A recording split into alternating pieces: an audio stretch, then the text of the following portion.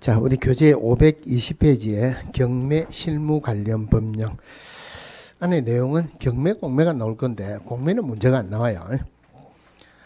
이 경매가 민사집행법에서 규정이 되어 있는데 민사집행법 전부를 하기로는 곤란하고 우리 시험에 나오는 정도로 하면 되죠, 그죠? 그런데 우리 경매 부분에 공부를 한다. 시험을 치면은 여러분들 조금 쉽게 느껴집니까? 어렵게 느껴집니까? 그런데 어려운 거 안 나옵니다. 결론이에요. 출제위원들 경매 모릅니다. 출제위원들 경매 모르니까 어렵게 안 나옵니다. 기본적인 개념만 보시면 돼요. 자, 그러면은 기본적인 개념을 보는데 제가 설명드리는 그 순서하고 우리 교재에서 나오는 순서가 조금 달라서 하나씩 어디 있는가를 한번 보면서 설명드릴게요. 일단 일단 어디에 보느냐면은 자, 경매의 방식을 보는데 경매의 방식이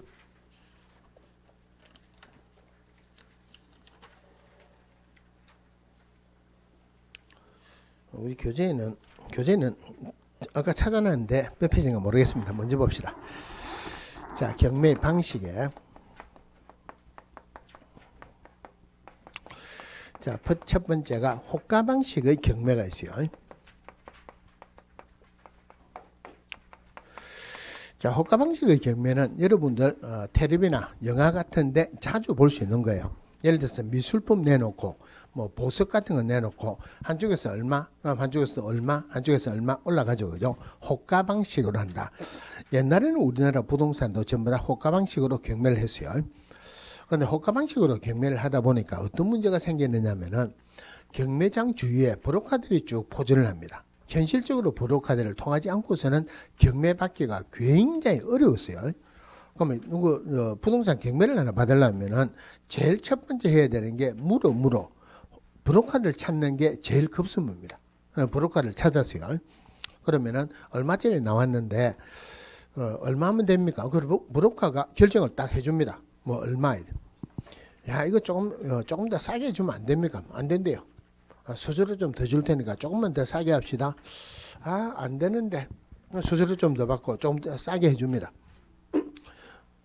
자, 그러면 이제 브로커들이 쫙 모여가지고 이제 순번이 있어요. 순번이 가가지고 자기네 차례면은 자기가 이제 그걸 하는 거예요. 자기 차례가 아니다 이걸 받으면은 자기 차례인 사람에게 또 넘겨주고 또 수수료 얼마 받겠죠, 그죠?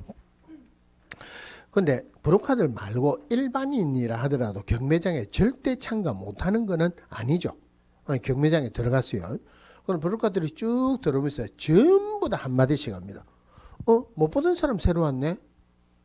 야, 요새 세월조대 세상 좋아지지 이제 뭐 개나 소나 이런 데 다 들어온다. 자기네들은 이미 개나 소나 된 거죠.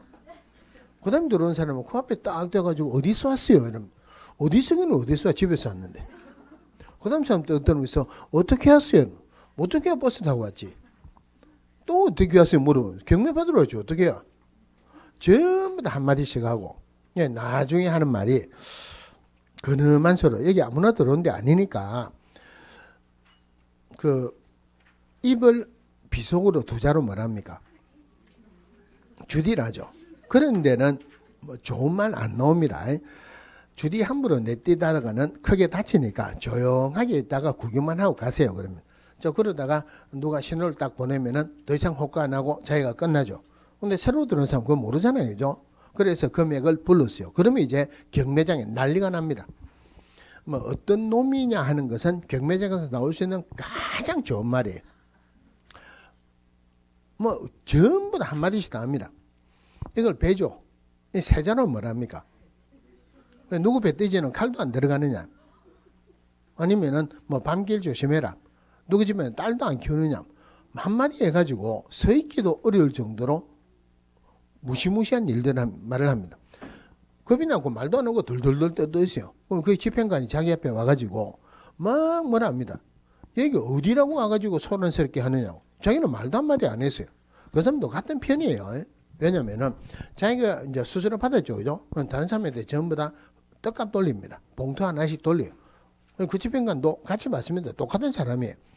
그래서 브로커들을 없애려고 법원에서 모든 노력을 했지만 브로커들 입장에서는 생업의 수단입니다. 안 없어집니다. 그래서 할 수 없이 브로커들을 없애가지고 호가 방식의 경매를 폐지를 하고 이제 문서 방식으로 입찰식으로 기일 입찰제를 도입을 했어요.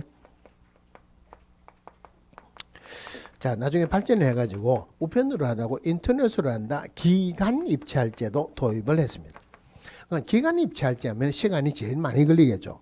호가 방식이 제일 빨리 끝나죠. 그죠? 근데 지금은 호가 방식의 경매도 부활을 시켰습니다. 지금 하는 방식은 세 가지 방식이에요.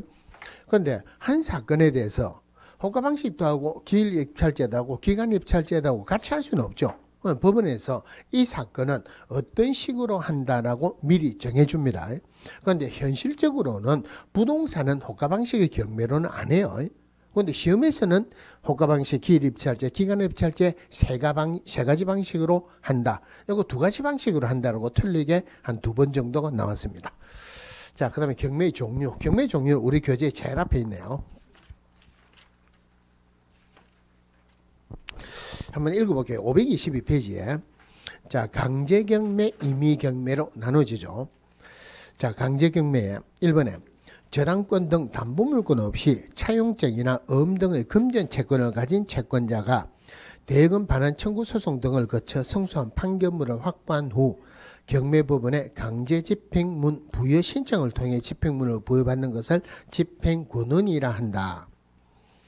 자, 이런 집행권원을 가지고 있는 채권자가 채무자 소유의 부동산을 압류한 후 법원에 신청하는 경매를 강제경매라고 한다.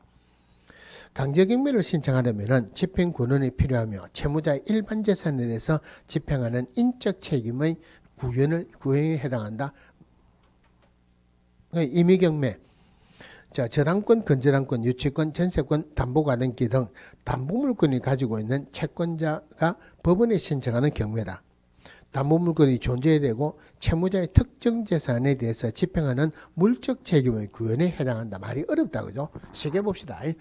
자, 강제경매는 경매의 종류에 첫 번째로 나누는 게 강제경매냐 임의경매냐. 강제경매냐 임의경매냐. 강제경매는 집행권을 가진 채권자가 채무자의 일반 재산을 경매하는 거예요.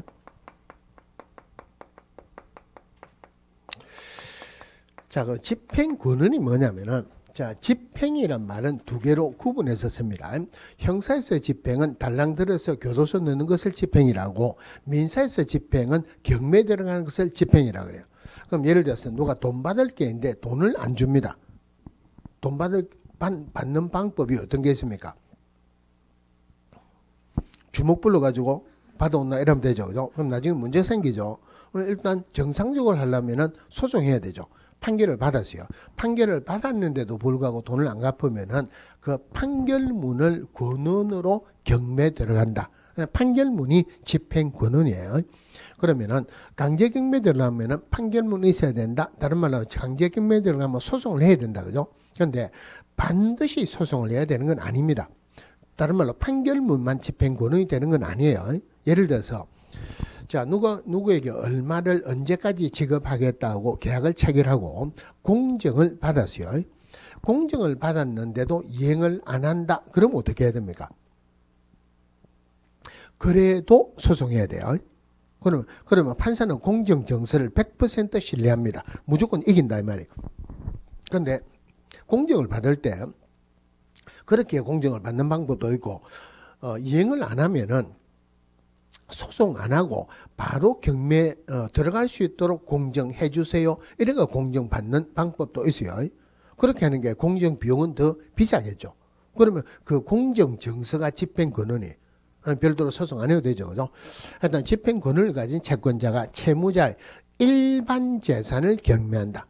부동산이면 부동산, 집이 금송아지면 금송아지 어떤 거라도 경매 들어갈 수 있다 이 말이에요. 그런데 우리가 공부하는 것은 임의경매예요. 자, 임의경매는 담보권 실행을 위한 경매를 임의경매라 합니다. 담보권 실행을 위한 경매.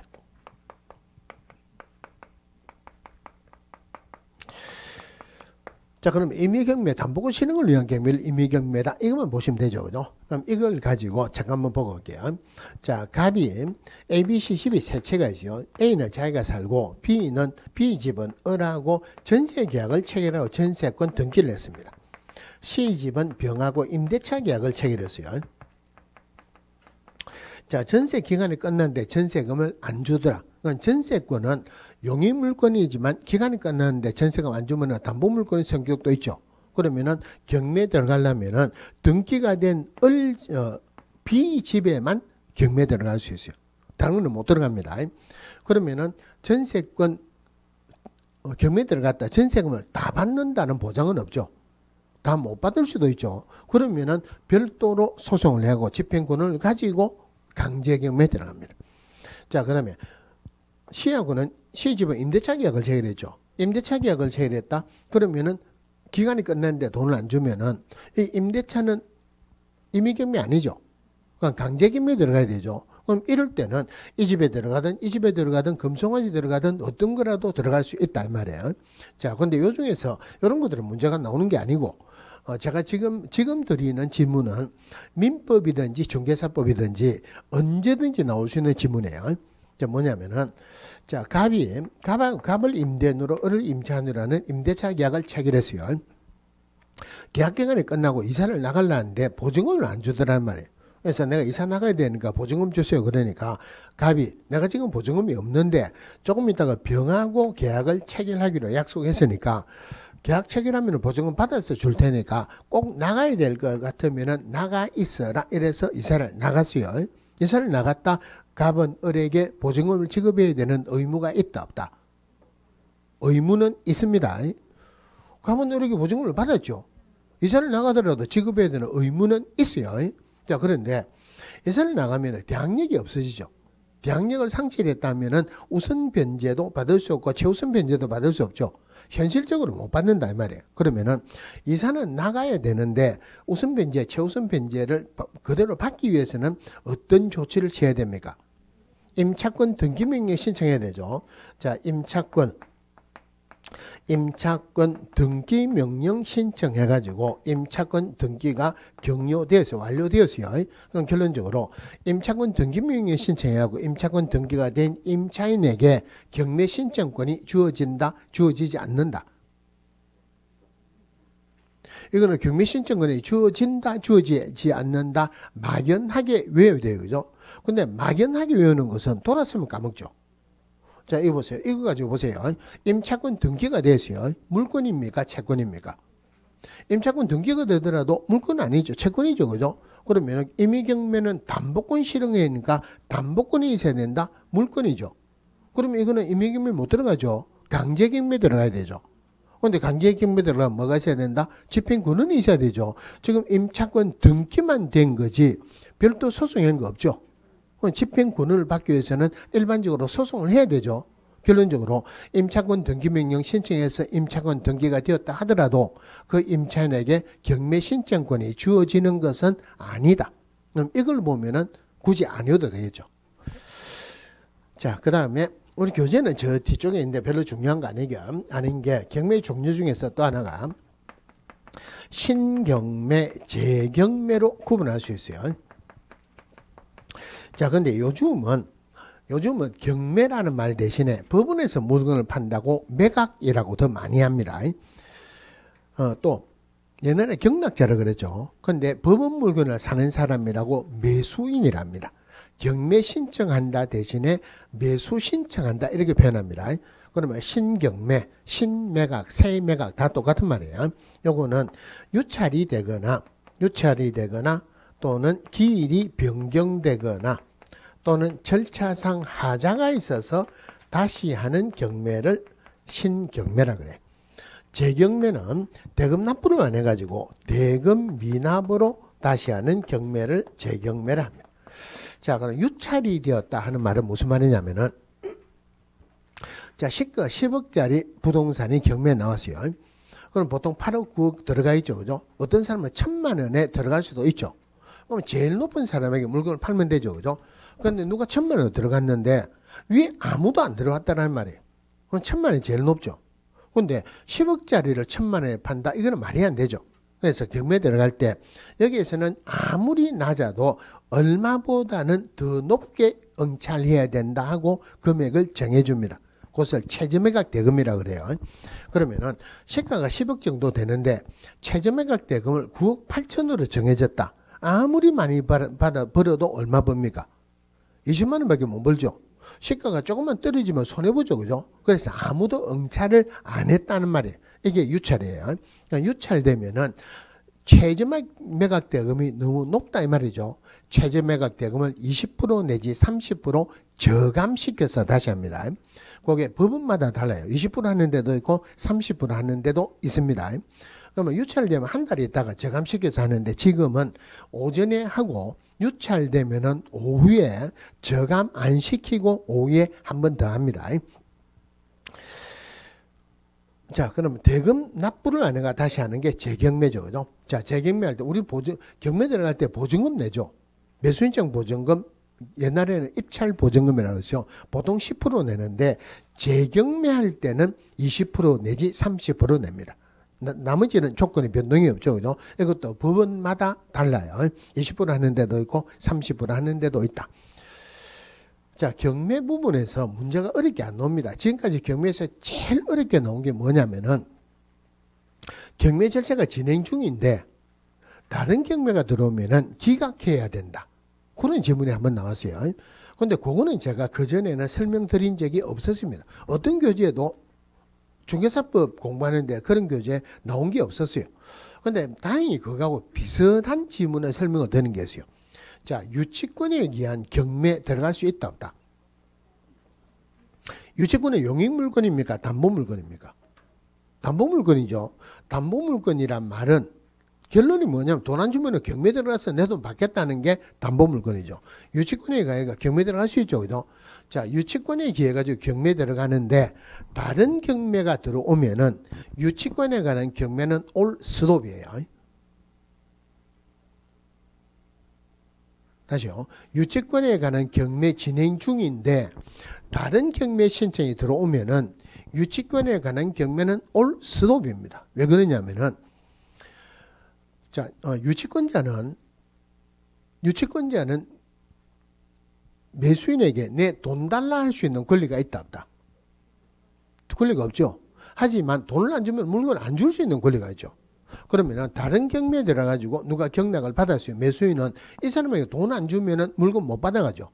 그럼 당연히 물건 받아가려면 돈 줘야 되죠. 그러면은 유치권에 관한 경매를 진행시킬 필요가 없죠. 그러니까 유치권에 관한 경매 진행 중에 다른 경매가 들어오면은 유치권에 관한 경매는 올 스톱이에요. 자, 그러면은 자, 다시요. 경매가 진행 중입니다. 경매 절차가 진행 중이다. 다른 경매 들어올 수 있습니까? 없습니까? 들어올 수 있죠. 그죠? 근데 그 지문에 경매 절차가 진행 중인데 다른 경매가 들어오면은 기각해야 된다. 못 들어오게 해야 된다. 틀리죠. 그죠? 그러니까 경매 절차가 진행 중인데 다른 경매가 들어오면은 경매 기입 등기는 합니다. 근데 유치권에 관한 경매 말고는 경매 절차는 앞에 있는 절차 그대로 진행을 합니다. 그게 제일 어렵게 나왔어요. 자, 그럼 경매에서 제일 중요한 부분이 권리 분석이죠. 우리 교재에서 권리 분석이 531페이지 한번 볼게요.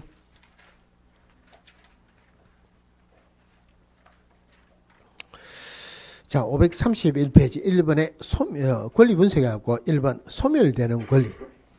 저당권, 건저당권, 압류, 가압류, 담보가 된 기는 매각으로 항상 소멸한다.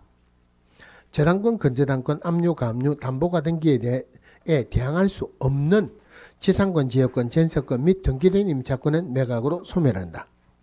소유권 보존 등기, 가처분, 환매권 등기도 저당권, 건저당권, 압류, 가압류, 담보가 등기보다 후순위인 경우 매각으로 소멸한다. 저당권, 압류채권, 가압류채권에 대항할 수 있는 전세권은 매수인이 인수하나 전세권자가 배당 요구를 하면은 매각으로 소멸한다. 소멸하는 권리가 쭉 나와 있죠. 그죠? 그 다음에 인수되는 권리 볼게요.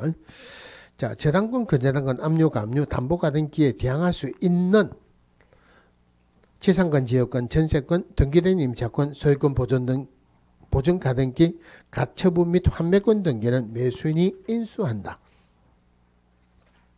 제가 방금 읽은 거 여러분 외울 수 있습니까? 없습니까?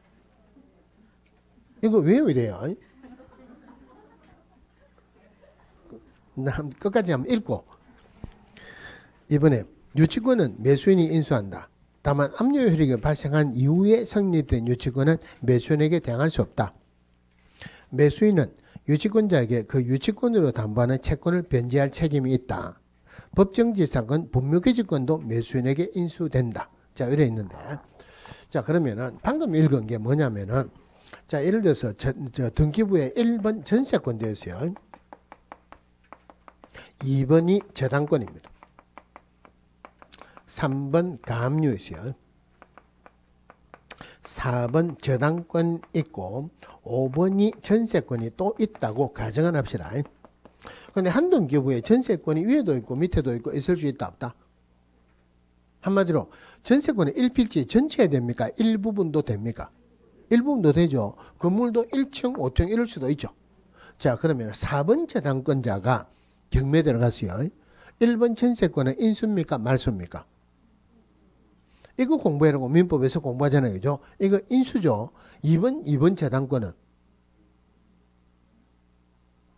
이거는 말소예요. 3번 가압류 말소, 4번 저당권 말소, 5번 전세권 말소입니다. 그러면은 여기서 인수된다는 말을 무슨 말이냐면은 물적 부담을 가진다 이렇게 표현합니다.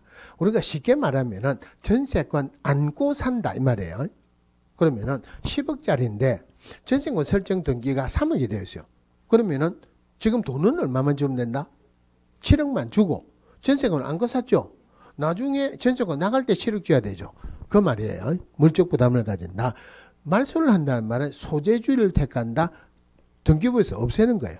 그러면은 어떤 권리가 인수되고 어떤 권리가 말소된다. 요게 권리 분석의 핵심이죠. 그죠? 그러면은 이걸 보기 위해서는 말소 기준 권리를 찾아야 돼요. 말소 기준 권리가 5개가 있어요. 첫 번째가 저당권이나 근저당권. 두 번째 압류나 가압류. 그 다음에 담보가등기. 이게 말소 기준권입니다. 5개라고 실무적으로 독수리 오형제 이렇게 표현합니다. 그런데 희한하게 법원마다 다른 경우가 있어요. 어떤 부분에서는 전세권도 말소 기준권으로 보는 경우도 있어요. 네, 그런 것들은 법마다 다르니까 문제가 나오는 건 아니고, 그럼 저당권, 근저당권, 압류가 압류, 담보가 된게 말소 기준권이에요. 그럼 여기에 2번 저당권 말소 기준권리고 3번, 4번 말소 기준권리죠. 말소 기준권리가 2개 이상이 있으면 물론 말소 기준권리가 없으면은 저 강제경매일 때는 경매 기입 등기가 말소 기준권리가 되는데 그거는 우리가 공부하는 것은 임의경매예요. 말소 기준권리가 2개 이상 있다 그러면은 누가 경매 신청한다 하더라도 말소 기준권리는 요 중에서 제일 선순위입니다. 말소 기준권리에서 제일 선순위 2번이죠. 그죠? 2번 해갖고 아무 생각 없이 밑으로는 전부 다 말소시키면 돼요.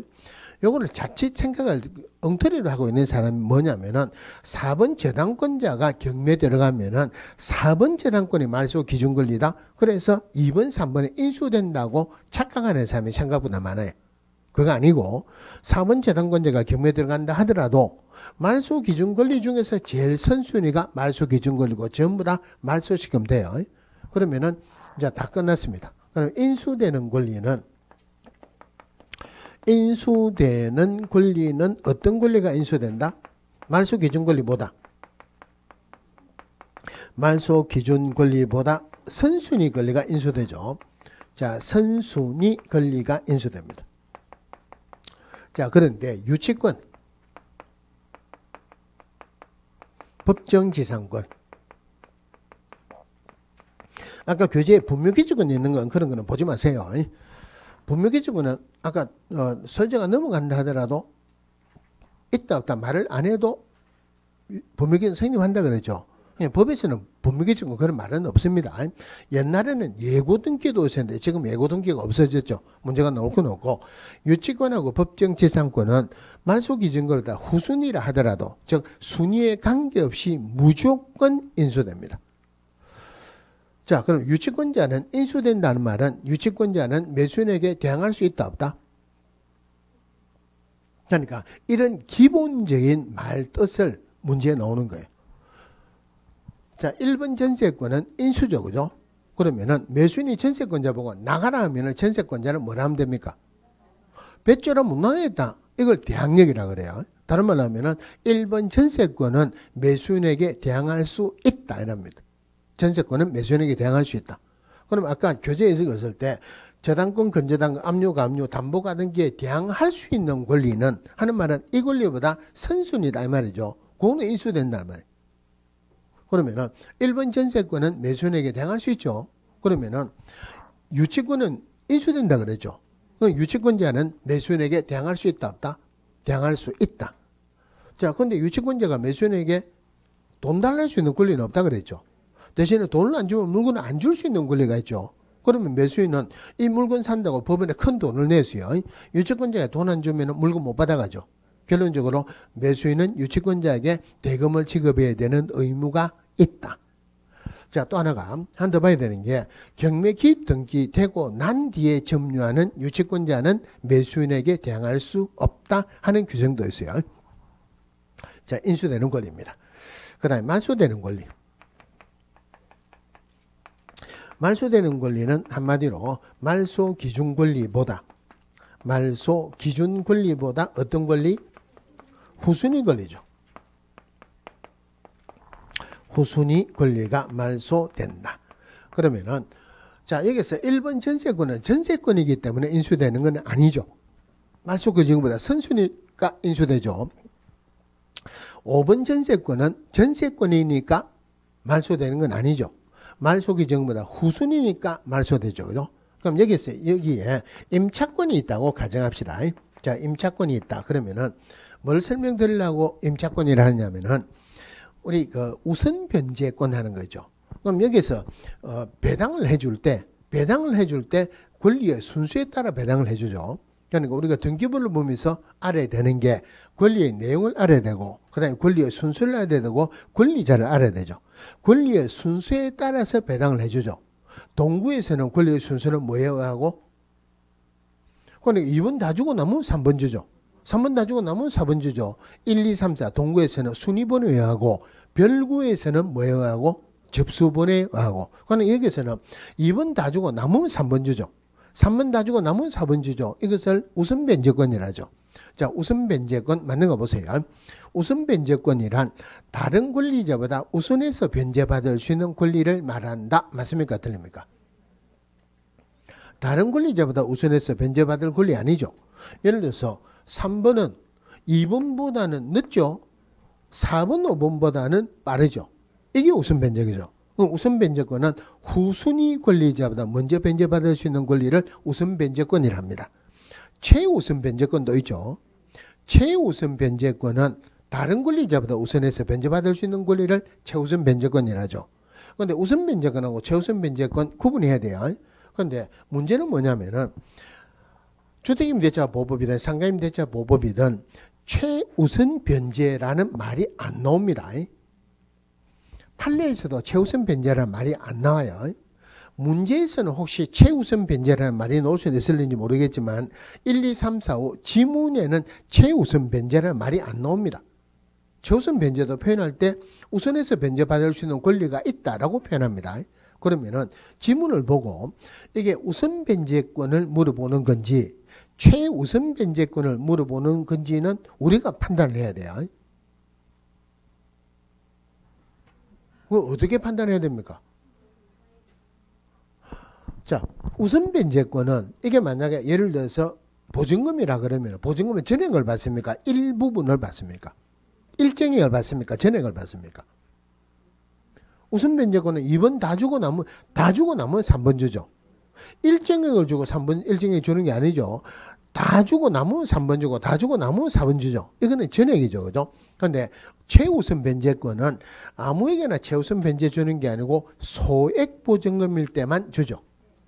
소액 보증금 전액을 줍니까? 일정액을 줍니까? 최우선 변제 일정액이죠. 다른 권리자보다 먼저 줍니까? 후순위 권리자보다 먼저 줍니까?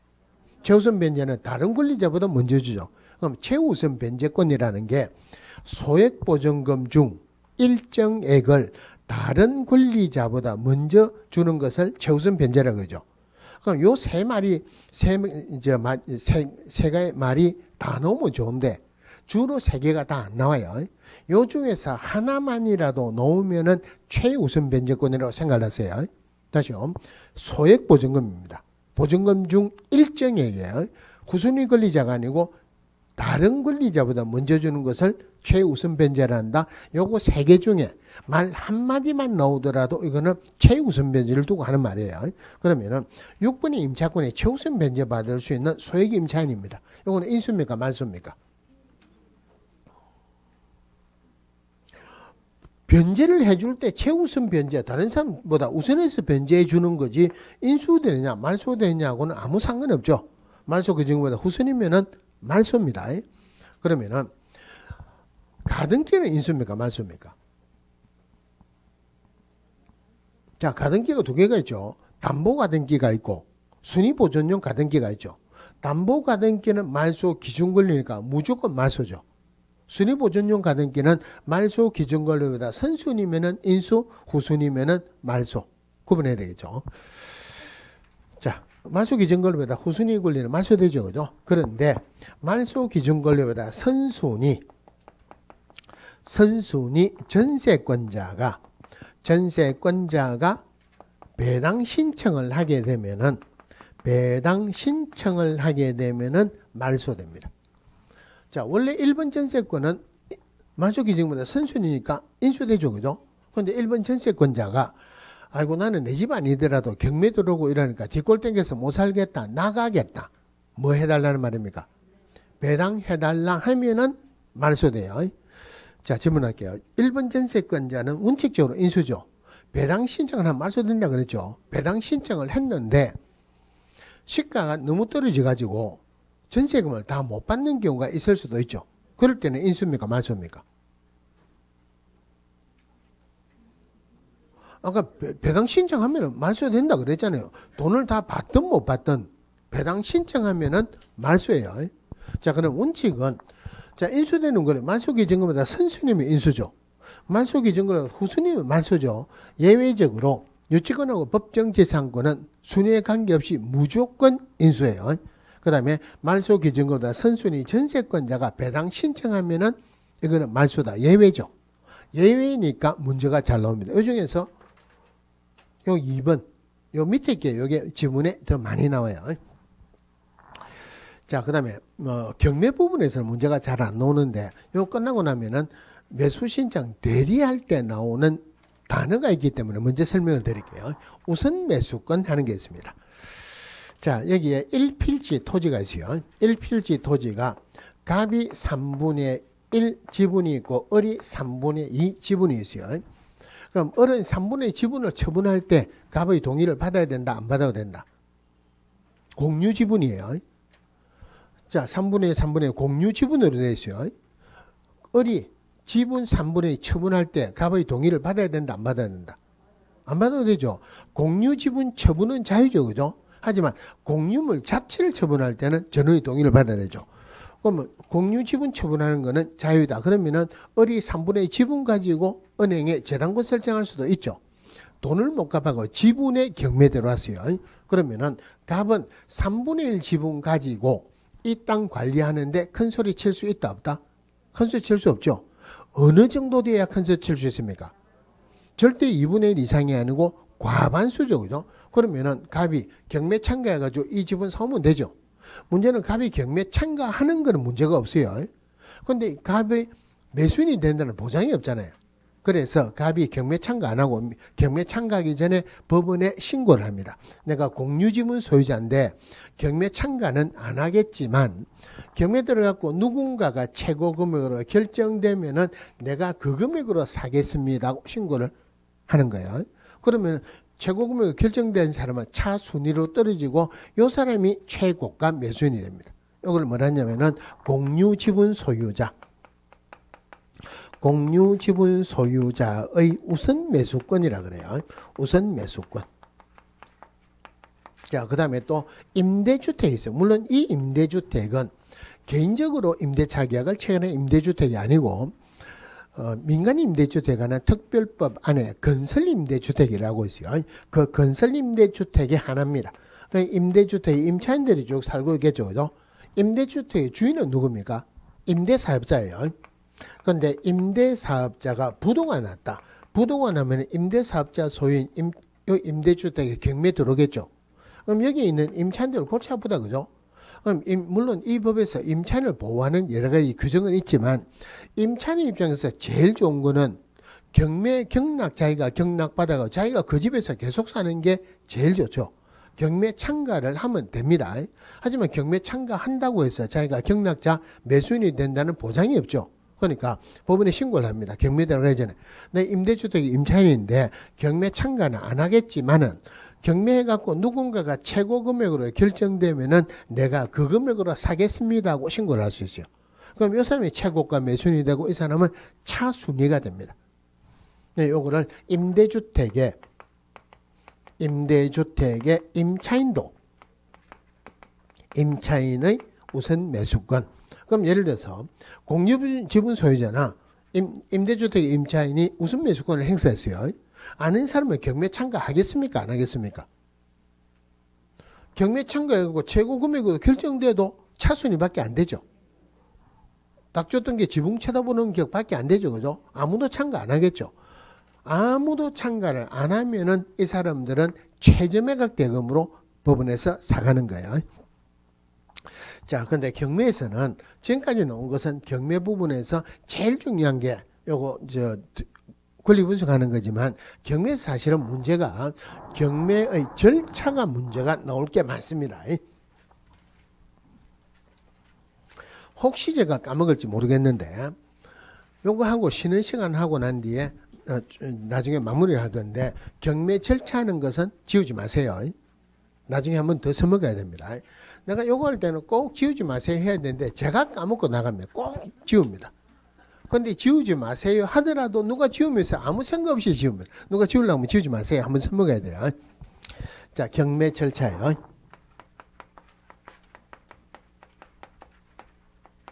자, 첫 번째 매수 신청을 합니다. 옛날로 하면은 경매 신청을 한다. 요즘은 매수 신청한다 그래요. 매수 신청하면은 압류를 명한다. 압류 등기를 합니다. 압류는 등기도 하고 압류나 가압류는 반드시 송달하도록 되어 있어요. 그럼 압류는 등기가 되든지 송달하게 되면은 압류 효력은 발생합니다. 자, 근데 경매 신청해 가지고 나중에 경매가 취하되는 경우도 있죠.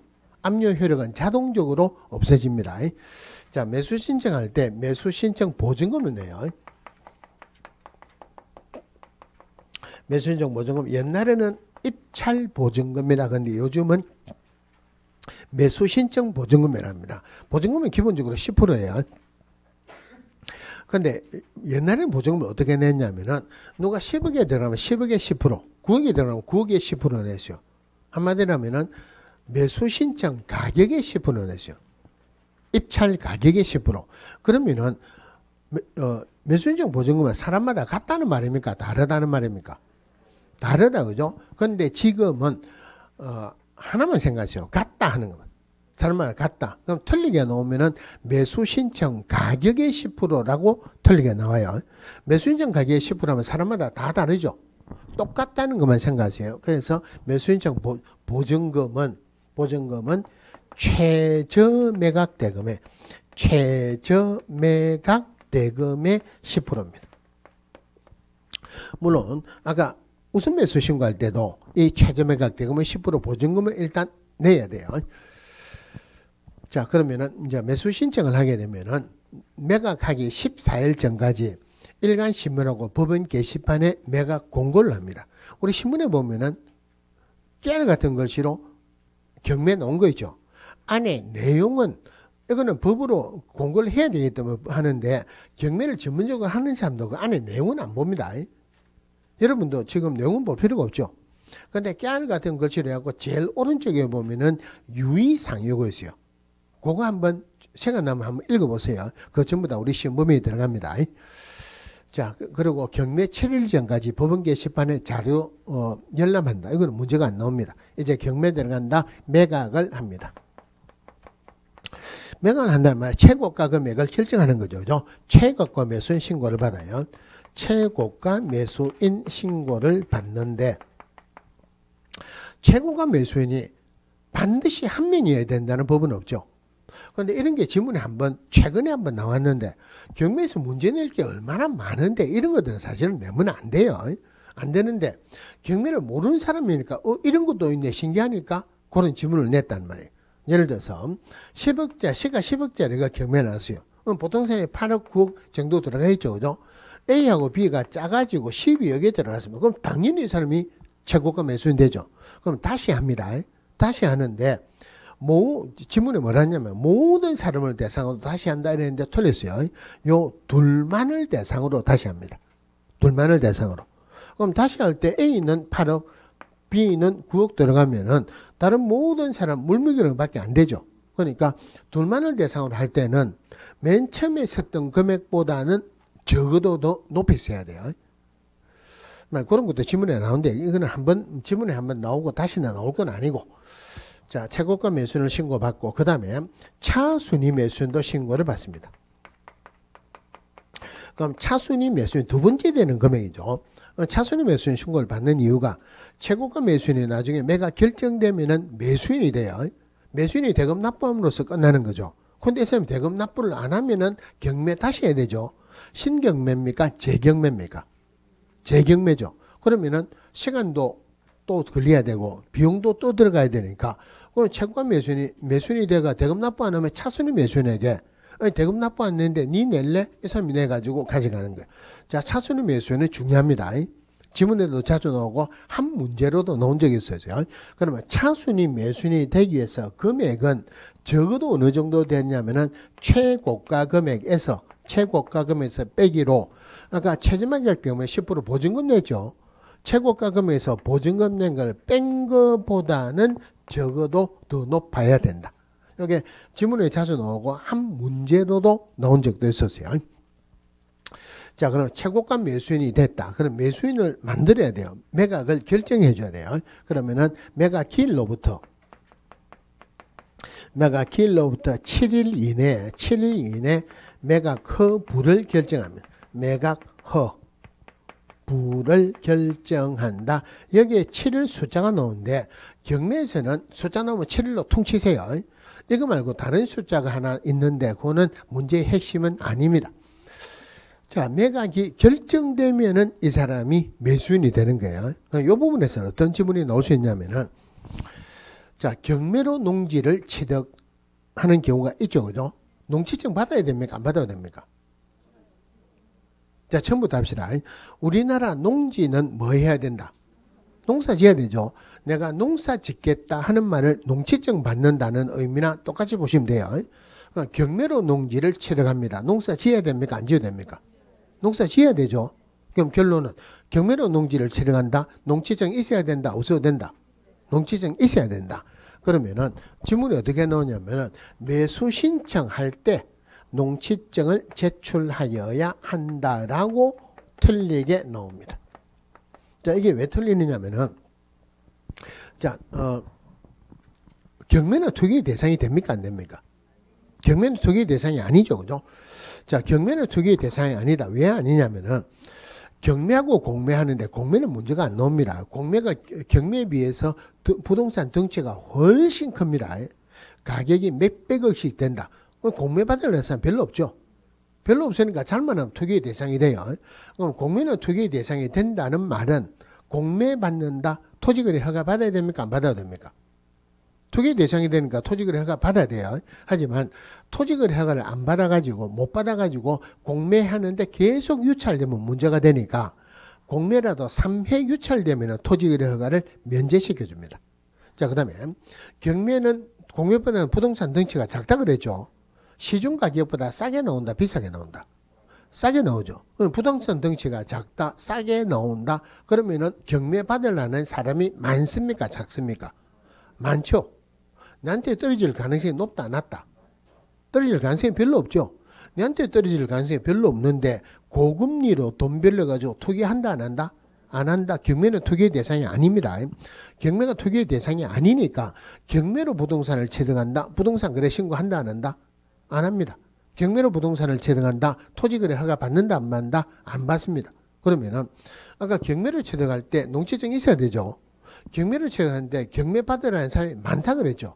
그럼 여기에서 매수 신청할 때 농취증을 제출해라 하면은 농취증이 법원에 이만큼 쌓여가지고 어디 갖다 놓을 데도 없다는 말이에요. 그러니까 매수 신청할 때 농취증 제출하는 게 아니고 매가 결정되기 전에 농취증을 제출합니다.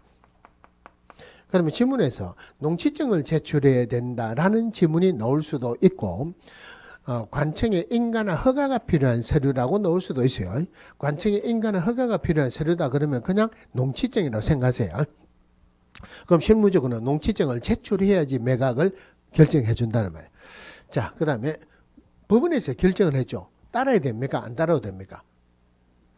따라야 되죠. 근데 못 따르겠다 할 수 있죠. 항고죠. 그래서 매각 결정일로부터 7일 이내에 항고할 수 있어요. 그럼 옛날에 항고를 어떻게 했냐면은 누가 경매 신청했는데 떨어졌어요. 기분 나쁘다고 항고합니다. 그러면 그 결정되는데 시간이 많이 걸리죠. 근데 그게 결정됐다 또 항고합니다. 또 결정되면 또 항고한다. 그러면은 여기에 매수인이 되는 사람은 보증금을 내놓고 하염없이 기다려야 돼요. 그럼 항고하는 게 경매 절차를 지연시키는 방법으로 항고를 했어요. 이걸 그대로 놔둘 수는 없죠. 그죠? 그래서 지금 항고할 때는 항고 이유서도 내고 항고 보증금도 내야 돼요. 항고 보증금. 이것도 물론 10%인데 그러면은 아까 최저매각 때문에 10% 매수인정 보증금 냈죠. 이거 냈다. 그러면은 떨어진 사람은 다 돌려줍니다. 매수인은 최고가 매수인은 돌려줍니까? 안 돌려줍니까? 안 돌려주겠죠. 예를 들어서 10억인데 1억 냈다. 그럼 1억 돌려주고 10억 받고 이거 말이 안 되죠. 차익 9억만 내면 되겠죠. 그죠? 그 항고보증금도 기각이 됐어요. 기각이 됐다. 안 돌려주죠. 그죠? 근데 이 사람이 대금 납부를 안 했어요. 대금 납부 안 하면은 매수인정 보증금 돌려주겠습니까? 안 돌려주겠습니까? 안 돌려주겠죠. 항고했는데 항고보증금 낸다 그랬죠. 이거 기각됐어요. 그럼 돌려줍니까? 안 돌려줍니까? 안 돌려주겠죠. 그죠? 그럼 보증금 부분에 남은 거 있죠. 이 보증금 뭐 하겠습니까? 1번 판사 판공비에 쓴다. 2번 따라간 기업공개사 수고비 준다. 2번을 하면 좋죠. 제 국회의원 출마할 테니까 찍어주세요. 법을 그렇게 만들게요. 그런데 경매하면서 생기는 모든 추가 돈은 생기는 돈은 전부 다 배당 재산으로 들어가요. 이런 거 가지고 전부 다 배당해 줍니다. 자, 항고보증금도 10%인데 항고를 한다는 말은 매각이 결정이 되죠. 매각이 결정이 됐다는 말은 매각 대금이 나왔죠. 매각 대금이 나오면 최저 매각 대금은 의미가 없죠. 그래서 항고보증금은 매각 대금의 10%예요. 매각 대금의 10%. 자, 여기서 항고보증금은 매각 대금의 10%, 매수인정 보증금은 최저 매각 대금의 10%. 여기에 여러분들 경매 공부하는 거에서 공개사 시험에서는 제일 중요한 거예요. 4년 동안 틀린 답으로 3번이나 나왔습니다. 제일 중요합니다. 자, 그러면 이제 결정이 됐어요. 그러면은 매각 결정일로부터 1개월 이내의 일정 기한을 통보합니다. 대금 납부해라고 일정 기한을 통보한다. 그러면은 일정 기한 내에 대금을 납부합니다. 그럼 대금 납부하면은 소유권 취득합니다. 자, 이거 말고 부동산 거래 신고할 때 외국인 특례 규정에 가서 한번 볼게요. 자, 외국인이 우리나라 부동산 등을 취득하면 신고해야 되죠. 계약으로 취득했다. 60일 이내에 신고합니까? 6개월 이내에 신고합니까? 60일 이내에 신고하죠. 무슨 날로부터? 계약일 때는 계약일로부터 60일 이내에 신고해야 되죠. 그럼 계약 외에는 6개월 이내에 신고합니까? 60일 이내에 신고합니까? 6개월이죠. 무슨 날로부터? 취득일로부터. 그러면은 외국인이 경매로 취득을 했어요. 취득일로부터 6개월 내에 신고해야 된다. 맞죠? 취득일로부터 6개월 내에 신고해야 된다. 맞죠? 언제 취득합니까? 소유권 취득은 대금 납부하면 취득하죠. 그럼 대금 납부일로부터 6개월 이내에 신고해야 된다. 똑같은 말이에요. 자, 그러면 이 대금 납부하는 거는 중요하죠. 그죠? 대금 납부하는 부분이 나오면은 한 번 더 읽어봐라 하더라. 그것만 생각하세요. 꼭 한번 읽어보세요. 그럼 틀리게 나오면은 일정 기일이라고 나와요. 일정 기일을 통보하는 게 아니고 일정 기한을 통보합니다. 일정 기일에 대금 납부하는 게 아니고 일정 기한 내에 대금을 납부해요. 왜 그러냐면은 옛날에는 일정 기일을 통보했어요. 자, 대금 납부하라고 예를 들어서 3월 5일 날 대금 납부하세요 하고 통보를 합니다. 그럼 3월 4일 날 가면은 시간 안 됐기 때문에 안 받습니다. 3월 6일 날 가면은 넘어갔으니까 안 받아요. 이건 좀 문제가 있죠. 그래서 지금은 일정 기일이 아니고 일정 기한 내에 대금 납부해요. 그럼 예를 들어서 자, 1번에서 2번 사이에 대금 납부해라 그랬어요. 그럼 3번 시점에 대금 납부하는 경우가 있을 수 있죠. 2번까지 가야지 소유권을 체득한다. 대금 납부한 3번 시점에 바로 소유권 체득한다. 3번 시점에 소유권 체득한다고 이 3번이 답이라고 제가 미리 동그라미 해놨죠. 자, 소유권을 체득했어요. 소유권은 체득했지만 아직 등기는 원소유자 이름으로 등기가 되어 있죠. 그럼 소유권 체득한 사람이 이거 내가 소유권 체득 대금 납부에다 소유권 체득했으니까 내 이름으로 이전 등기해 주세요가 신청하는 게 아니고 법원에 의해서 촉탁으로 이전 등기합니다. 법원에서 촉탁으로 이전 등기해 준다. 그럼 보통 일반적으로 촉탁이라는 게 행정관청에서 등기소에 신청하는 것을 촉탁이라고 하죠. 법원에서도 촉탁합니다. 자, 이제 이렇습니다. 법원의 편제가 제일 위에 보면은 대법원이 있어요. 대법원 밑에 고등법원 있죠. 고등법원 밑에 지방법원 있죠. 지방법원 밑에 지원이라고 있어요. 지방법원에 가면 등기과가 있습니다. 지원에 가면은 등기계가 있고 등기 업무만 담당하는 등기소가 있죠. 그죠? 우리가 일반적으로 이걸 등기소로 가잖아요. 법적으로 이게 전부 다가 등기소예요. 그러면 지방법원에서 경매를 냈다. 법원에서 등기과로 신청하는 것도 촉탁이라고 합니다. 그러면은 법원에서 촉탁으로 이전 등기 신청한다. 그러면은 소유권도 내 거 됐고 등기도 내 거 됐죠. 그죠? 자기가 들어가려니까 세입자 등 점유자가 있어서 안 나가는 경우가 있을 수도 있죠. 그럼 어떻게 돼? 협의를 하고 내보내든지. 그런데 안 나가면은 결국 안 나가면은 법원의 도움을 받아야 돼요. 인도 명령을 신청합니다. 자, 인도 명령 신청은 요거는 6개월 이내 해야 돼요. 6개월 이내. 그럼 6개월 이내 인도 명령 신청해야 된다 하는 말은 무슨 날로부터 하는 게 있어야 되죠. 내 거 돼야지 이 사람 내보내달라 할 수 있죠. 언제 되면 내 거 된다? 그럼 대금 납부일로부터 6개월 이내. 대금 납부일로부터 6개월 이내 인도 명령 신청해야 되고 대금 납부일로부터 6개월 이내 인도 명령 신청 안 했어요. 점유자가 안 나가면은 별도로 명도 소송해야 돼요. 근데 여기서는 인도 명령 신청하는데 옛날에는 인도 명령의 대상자가 누구 정해졌는데 지금은 안 정해져 있고 매수인에게 대항할 수 없는 모든 자를 대상으로 한다. 이렇습니다. 자, 그 다음에 간단한 거 하나만 더 보면 돼요. 자, 배당 신청을 합니다. 자, 배당 신청을 하는데 한마디로 배당은 인수되는 권리가 배당받습니까? 말소되는 권리가 배당받습니까? 인수되는 권리가 배당받으면 굉장히 좋죠. 1번 전세권자가 인수죠. 그죠? 지금 배당받고 나중에 이사 나갈 때 집주인에게 전세금 받고 떼부자 되겠죠. 말소되는 권리가 배당받죠. 그죠? 그러면은 배당을 신청을 할 때 배당 신청을 해야 배당받을 수 있는 사람도 있고 배당 신청을 안 해도 배당받을 수 있는 사람이 있어요. 우리 교재에 보면 누구 적어놨는데 그건 못 외웁니다. 외우지 마세요. 그래 책이니까 알 수 없이 그래 해나가게 되고 자, 맨 처음 매수 신청하면 압류를 명한다. 경매 기입 등기를 합니다. 등기소에서 등기를 하게 되면 반드시 등기부를 하나 뗍니다. 이 등기부 가지고 판사 갖다 줍니다. 판사 책상에 보면은 현황 보고서하고 다 있는데 그런 거 안 봅니다. 등기부만 봐요.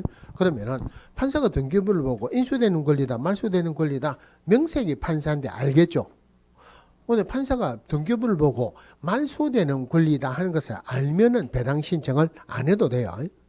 그러면은 저당권 인수입니까 말소입니까? 저당권은 말소 기준 권리죠. 말소 기준 권리가 인수되는 경우는 전혀 없죠. 그럼 배당 신청을 안 해도 배당해 준다는 말이에요. 경매 신청하는 사람은 돈 받기 위해서 경매 신청했죠. 배당 신청 안 해도 되죠. 국세, 지방세 이런 것들도 배당 신청을 안 해도 배당해 줍니다. 자, 임차권 등기가 됐습니까? 안 됐습니까? 임차권 등기가 됐습니까? 안 됐습니까? 물어보니까 누가 임차권이 등기가 됐을 수도 있고 안 됐을 수도 있지 이러는데 말도 안 되는 소리예요. 원래 임차권은 물건입니까? 채권입니까? 채권이죠. 등기는 물건이 등기합니까? 채권이 등기합니까? 물건이 등기해요. 그런데 임차권은 원래는 등기 안 되는 거죠. 그죠? 하지만 임차권이 등기되는 경우가 두 가지가 있죠. 민법에 의해서 임차권 등기되는 경우가 있죠. 그 다음에 임차권 등기명령 신청해서 임차권 등기가 되는 경우도 있죠. 그러면은 임차권 등기명령 신청해서 임차권 등기가 됐다면은 임차권 등기명령 신청해서 임차권 등기가 되었다라고 표현을 합니다. 민법에 의해서 임차권 등기가 되면은 그냥 임차권이라 안 하고 등기되는 임차권이라고 표현을 합니다. 그럼 그냥 임차권이에요. 등기됐습니까? 안 됐습니까? 안 됐다는 말이에요. 판사가 모르죠. 배당 신청해야 된다, 안 해야 된다? 배당 신청을 해야 돼요. 그럼 그 임차권이 배당 신청을 한다는 말은 우선 변제권에 의해서 배당 신청하죠. 그 임차권자가 소액인 경우가 있죠. 그럼 이 사람이 소액해주는 최우선 변제권자인지 아닌지는 판사가 안다 모른다. 모르죠. 그럼 그 사람은 최우선 변제로 배당 신청을 하고 우선 변제권에 의해 가지고도 배당 신청을 해야 돼요. 자, 가압류 배당 신청을 해야 됩니까? 안 해야 됩니까? 가압류는 말소 기준 권리죠. 배당 신청 안 해야 되죠. 그런데 경매 기입 등기가 되고 난 뒤에 가압류하는 사람도 있을 수 있죠. 그거는 판사가 압니까? 모릅니까? 모르죠. 배당 신청해야 돼요. 한마디로 판사가 등기부를 보고 말소되는 권리를 알면은 배당 신청 안 해도 되고 모르면은 배당 신청해야 된다. 쉽게 생각하시면 돼요. 그러면은 배당 요구를 언제까지 하느냐? 요거는 틀리게 나오면은 문제를 꼬우면은 굉장히 헷갈립니다. 배당 요구 여기 끝입니다.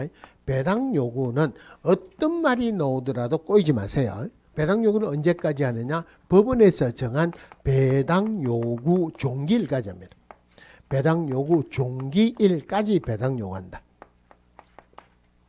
굳이 하나 더 보자면은 이 배당 요구 종기일은 첫 매각 기일 이전으로 정한다. 매각 기일하고 첫 매각 기일은 다르죠. 매각 기일이라는 말은 최고가 금액이 결정됐다는 말이에요. 그런데 유찰이 되면은 첫 매각 기일하고는 다르죠. 그러니까 배당 요구는 어떤 말이 있더라도 꼬이지 말고 법원에서 정한 배당 요구 종기일까지 배당 요구하면 돼요. 한 단계 더 나가고 그 배당 요구 종기일은 언제까지로 정하느냐? 첫 매각일 이전으로 정한다. 이러면 보시면 돼요. 마지막으로 배당 순위가 있어요. 작년에 제가 수업을 하면서 배당 순서 이거는 문제가 나온 지가 굉장히 오래됐어요. 요즘은 잘 안 나옵니다. 올해도 별로 문제가 나올 가능성이 없는데 나중에 시험 임박해가지고 한번 해드릴게요 했는데 안 했습니다.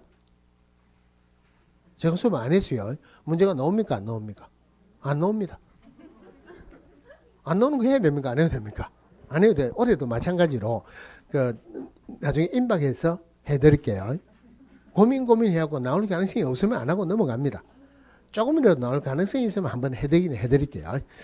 자, 경매는 요 정도로 보시면 돼요. 이거 말고도 물론 경매 부분에서 봐야 되는 게 조금씩 있는데 그거는 지금 보면서 우리가 좀 깊이 들어가는 이런 것들은 수업할 때는 보지 마세요. 수업할 때는 보지 말고 그런 것들은 그냥 눈으로 익히면 돼요. 그 눈을 언제 익히느냐면은 나중에 모의고사 칠 때 모의고사 그 맨 끝에 하죠. 그죠? 그거 할 때 자주 해가지고 눈으로 익히게끔 해드릴게요. 지금 해가지고 해도 모르고 해도 기억도 안 나고 해도 틀리고 그러면 지금 할 필요가 없죠. 그러거나 나중에 모아가지고 문제풀이 하면서 많이 내드릴게요. 자, 경매 보셨고 이제 남아있는 게 535페이지에 경매 매수 신청 대리 요거는 잠시 쉬다가 보겠습니다.